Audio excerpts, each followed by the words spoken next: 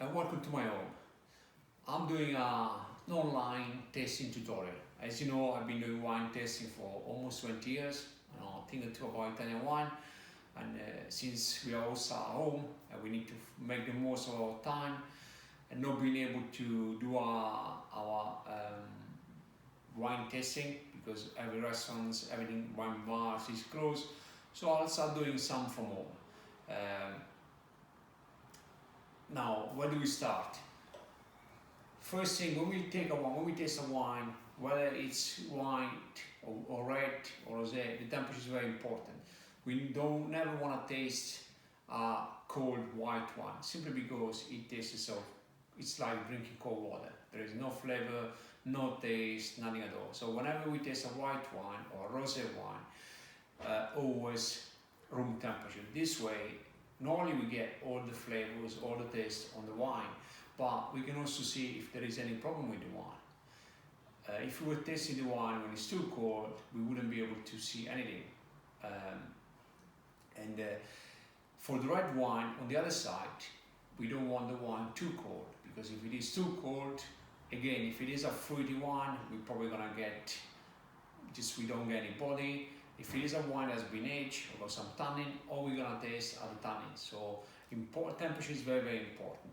Once we got the temperature right, we put the wine in the glass and we look at the color. Now, if someone says to you that he's a wine expert, and when he says look at the color, he does that, he's basically telling you that he doesn't have a clue about wine. Because whenever we look at the color of the wine, we always put the wine this way against a white surface, and we always want to look at the edges. We never want to look at the glass, at the center of the glass, simply because the center of the glass is darker. So remember, we look at the edge. Then next step is the smell, nose. It's called nose, bouquet. So what we do is smell the wine. Ideally, you put your glass on the table, you swirl. You can do this way, but you need to be a bit more expert, otherwise the wine is gonna go all over the places.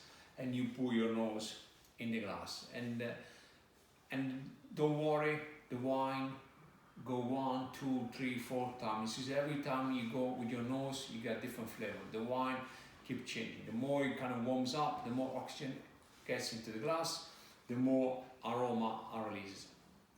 And then the next, after the smell, the next step is tasting the wine. So we get a sip on our palate and we swirl the wine around our mouth.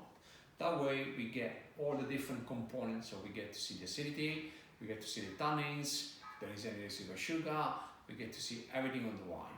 So I'll show you how to do it.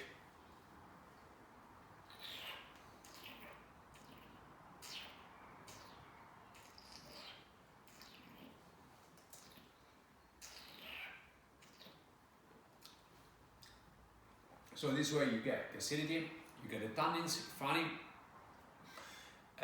you get the aftertaste, you get the residual sugar on your tongue. So this is what you need to do when you taste a wine. Remember, color, nose, and palate.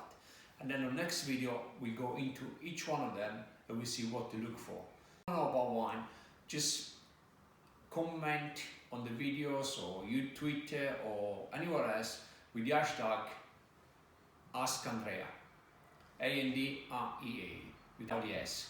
So, and I'll answer all your questions. Thank you very much. See you soon.